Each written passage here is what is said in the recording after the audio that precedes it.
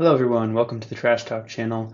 I'm going to bring you something a little bit different today. I'm a big fantasy guy, but I'm also a big NBA bettor. Well, not quite as big as in fantasy, but today I got some NBA best bets for futures for the season. So if you guys like NBA bets, you can check out this interview. Yeah, so I listened to 30 team previews through the Nate Duncan Dunked On podcast. He interviews beat writers from each team, and they discuss different things about each team. You know, some teams are contenders, so they talk about their championship aspirations and what the team will look like in the playoffs. Others are teams that are up and coming and young, so they're talking about what are our rookies going to look like this year.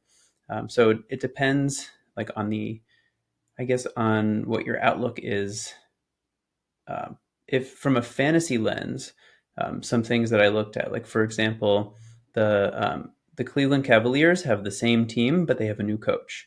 So what this beat writer has been at preseason games. He's been at training camp.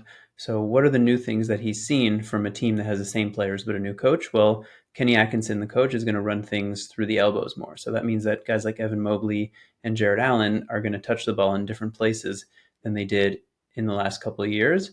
And it means the offense is going to look different. And maybe it doesn't work and they go back to what was working before, but at least they're going to try it to start. So it probably means that Jared Allen and Evan Mobley have more assists, and Darius Garland and Donovan Mitchell have fewer assists, and they play a slightly different style of basketball that leads to different fantasy stats.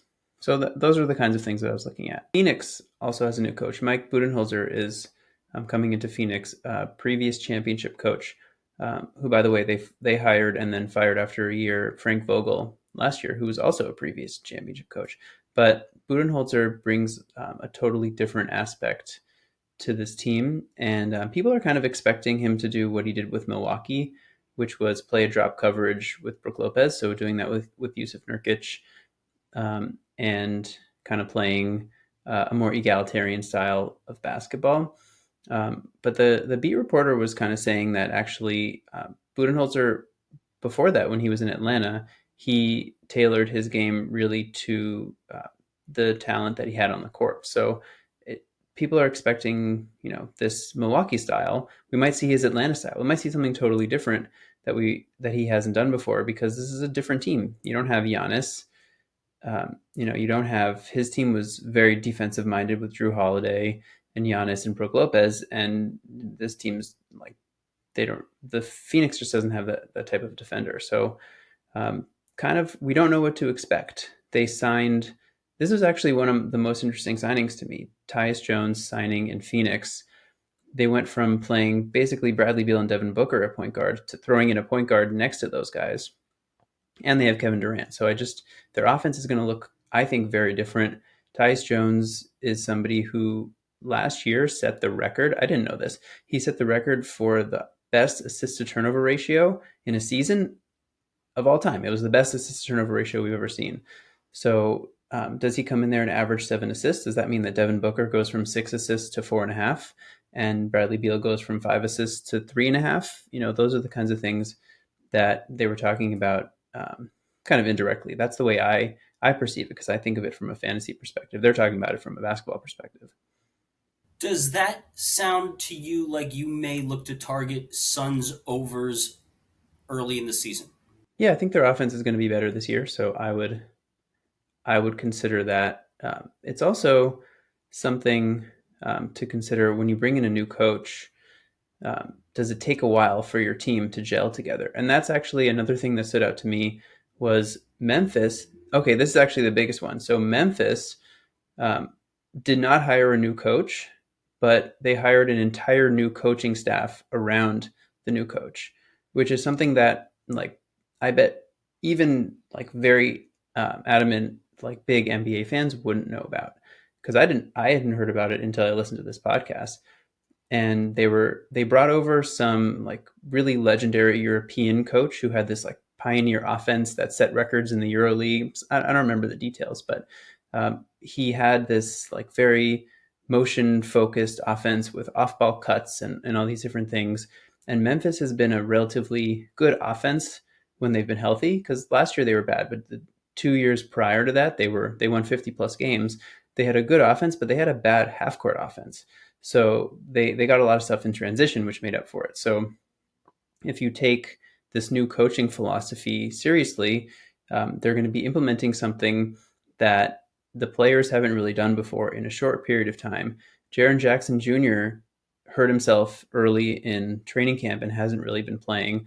Ja hasn't been playing. So they're trying to implement a new system with these players who aren't implementing the system yet. So the beat reporter was actually saying he thinks they're going to get off to a really slow start. He thinks it's not going to look good at first, and there's a chance that after 3 or 4 games they just scrap it entirely and go back to what they were doing before. But they're going to try it, and they're going to be trying it for the first time in a regular season game. So if we're talking about from a betting perspective, I would be betting against Memphis in the first few games of the season. Betting against them, potentially betting unders. I was thinking that John Morant, let's say it works, and this is their style. John Morant getting reintroduced into this offense has that feels to me like Carmelo Anthony getting back into a cohesive Jeremy Lin Knicks team. And my early prediction is if that works, could you see John Morant getting traded? Because I don't see. I don't. Do you think he could matriculate himself into a system like that? Well, I think part of it is that the system is tailored to make him better. And the idea is more cutting around players, and so it would basically be like instead of running an ISO for John Morant or running a pick and roll with Steven Adams, who used to be there with John Morant, you're going to be having Ja pitch it to somebody at the elbow and then cut off of him, and then have somebody else cut off of him. And it's a lot of pass and move, pass and cut type of offense. That's what they were describing. I'd have to like actually go look and watch this team. I don't even know the name off the top of my head. Like I said, I listened to 30 podcasts and I didn't write it down. So, but we could probably figure it out pretty easily. But so I don't think I don't think the Grizzlies are ever going to trade John Morant. I think the only way that would ever happen is if he has a major injury and then he's a salary dump. Like they're not going to trade him as a player because you don't trade a guy of that caliber for your franchise. But I do think there's a chance that they struggle early on, and then there might be a moment where it clicks, and we gotta focus on that because there's a chance that the offense actually makes them way better, and maybe 10 or 12 games into the season something clicks and everybody's firing on all cylinders, and they run off a 10 game winning streak or something. Yeah, I feel like that could be a really great betting angle by watching them early. You can, if you're watching the games, you can tell the direction it will go, and I think that's value. It seems to me like your takeaways were the major coaching changes. Does that feel accurate that you feel that there is raw value in analyzing how those teams look early in the season? I think it's important to look at the way they're playing and not necessarily the results. So watching the Suns and watching the Grizzlies and the Cavs, I think is going to be extra important, and not like I tend not to watch so many games because I can't watch every game, that I don't have time for that. But I look at all the box scores, but the box score for these teams is probably not going to tell the whole story. It tells you a decent amount, but if they're like the Grizzlies might have a bunch of turnovers in the first few games because everybody's confused about the offense, and that in that way the box score could tell you what's going on, but you wouldn't know why unless you watch the game. Like, is it stupid mistakes, or is it just like early season jitters? There's all sorts of reasons why there'd be a lot of turnovers. Um, but yeah, another thing that, because I have you here, I wanted to talk about is your favorite New York Knicks. It was on the list of questions. Oh wait, so give me the question then. The question was, this one is for me. Um, as a proud Knicks fan, your thoughts on the New York Knicks this year? Yeah, so I did a pretty quick under bet on them the moment Precious went down, And the reason for that is because the Knicks have an awesome starting five. They have nothing else. And in the playoffs, maybe that would work. You have five really good players. If you had a little bit of a bench, you can mix and match and find 48 good minutes throughout a game. In a regular season, it's a recipe for disaster. On top of that, you have Tibbs, who likes to overplay his players, and now has to overplay his players because there's nobody else. It's I honestly like I actually need to look at the Knicks roster because I know like almost all the teams off the top of my head, and I couldn't tell you who else they have besides their starters. They have a rookie Tyler Kolek and Pacom Dadier. Um, they have Jacob Toppin, Obi Toppin's brother, Campaign, Jericho Sims, and and that's it. They don't have Kevin McCullough Jr. and Ariel Hookporty. I don't know who those people are. As a basketball fan who prides myself on knowing almost every player, um, I don't really know rookies because um, I don't follow college basketball. But yeah, so you're talking about McBride and Sims as probably the two guys who come off the bench who Tibbs actually even trusts a little bit, and that's it. And you can't go through an NBA season with seven players, especially with a coach who wants to play guys 43 minutes in close games. They're going to break down or they're going to get injured. I can guarantee it. And they might get off to a hot start because they have an awesome five players. But OG Anunoby has injury history. Towns over the last few years has gotten injured. Mikal Bridges has literally never missed a game in his entire life, which is like the opposite of all this. But maybe Tibbs is the one to break that streak. So um, that's my issue with them. I think they're going to be really good, but I think there's going to be stretches where they lose four or five in a row because they just have nobody who can play. Knicks under 52 and a half, I believe. I'm not sure what the active line is now. I agree.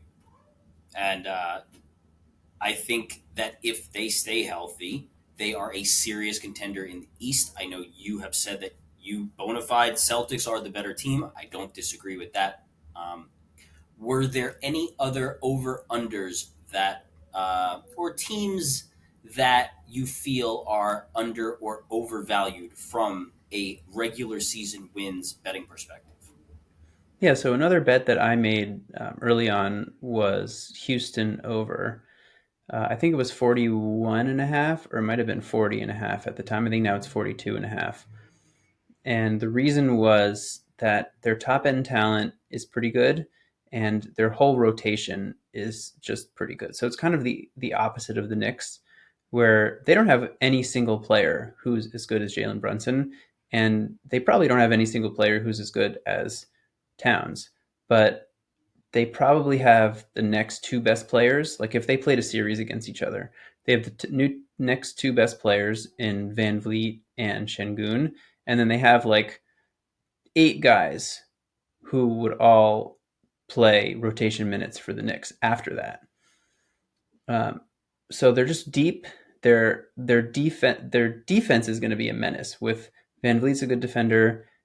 Then Amin Thompson and Tari Eason coming off the bench are just going to wreak havoc everywhere. Reed Shepard is a really good defender and somebody who I'm really high on this year, rookie, who actually I was listening to Bill Simmons today and he called him like he might just come out and be like Mark Price, who is an underrated player in history, just like an awesome point guard shooter, kind of like Steve Nash before Steve Nash.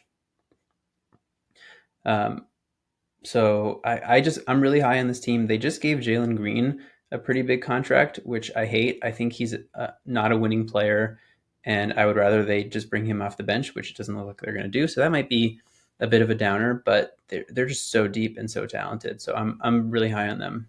What are your thoughts on them to win the in season cup and more generally teams that are very undervalued at this current moment? It's my belief that there's more parity in that in season tournament, or there can be because of the do or die atmosphere of it.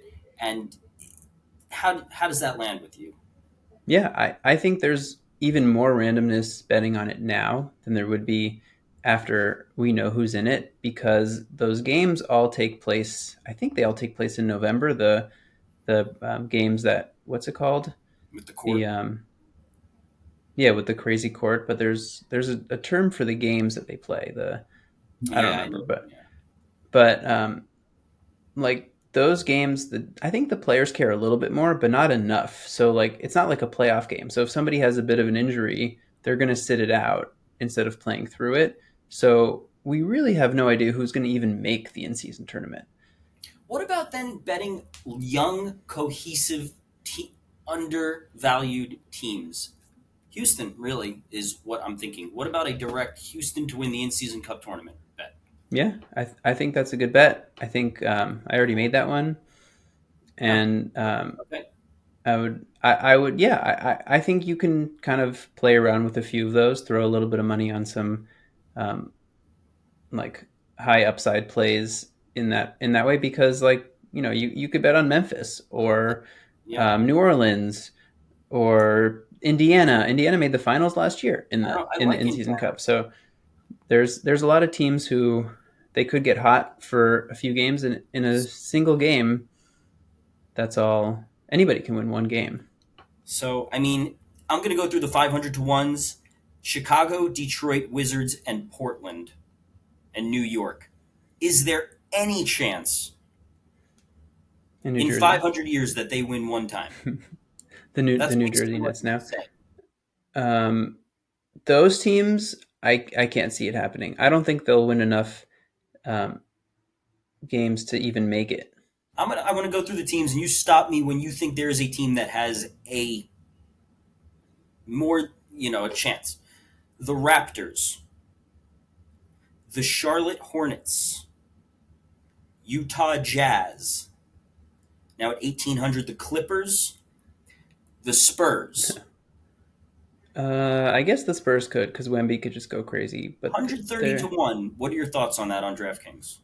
I I don't love it. I think maybe there's a chance that the NBA just has the refs like throw a few games and gets Wemby gets Wemby in there, because that's that makes more money. But I don't like their team around him is so bad. We've discussed Wemby MVPs, MVP odds. I'm not sure if you've discussed it already, but I know that's a bet that you've made and that you really liked. Yeah, when MVP plus 4,000 is now like plus 2,500 or something. I don't think he's going to win it, but I think he's going to be in the running, because actually I was Bill Simmons said today, which is something I've said on this channel, 25, 12, and 5, and leading the league in blocks is video game numbers, and he's going to have to be considered just based on that. Any other final thoughts from your preseason information research? Yeah, so the Miami Heat tend to be overlooked, I think.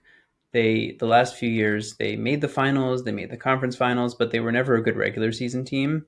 And I think Pat Riley and some of the upper management, well, at least according to the beat reporter who was talking, said that they're kind of fed up with that, and like guys are sitting out games when the management doesn't think that they should be sitting out games. So I think they're going to crack down.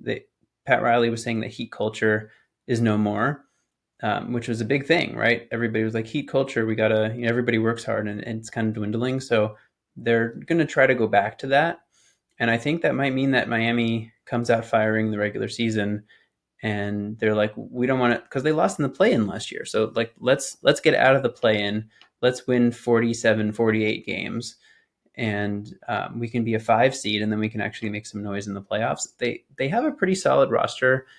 They've been losing. They tend to find these guys like Max Struess and Gabe Vincent, uh, and Duncan Robinson. Well, they still have him, but they lost a bunch of guys who they found. So it'll be interesting if they can find a few more, like Caleb Martin. He left to Philadelphia, so if they can fill in those gaps. But I do think they have a pretty good team, and Jimmy Butler's on a contract year. I know a lot of people don't believe in contract years, but Jimmy Butler wants to make his money. I think he's going to play 68 ish games, maybe 65, which is something he hasn't really done so often. And he tends to coast during games. Like he's one of the lowest foul players in the league, partially because he just doesn't really try so hard on defense a lot of the time. He's a great defender and he has really good instincts, but he's not always playing his hardest. And that's why we have playoff Jimmy. When he goes hard, he's really good. And I think there's a chance that we see that this year during the regular season. Do we have contract year, Jimmy? Yeah, and that's I think for him that matters, and I agree with you. Do we know what he came out on media day? Did he do a media day haircut this year?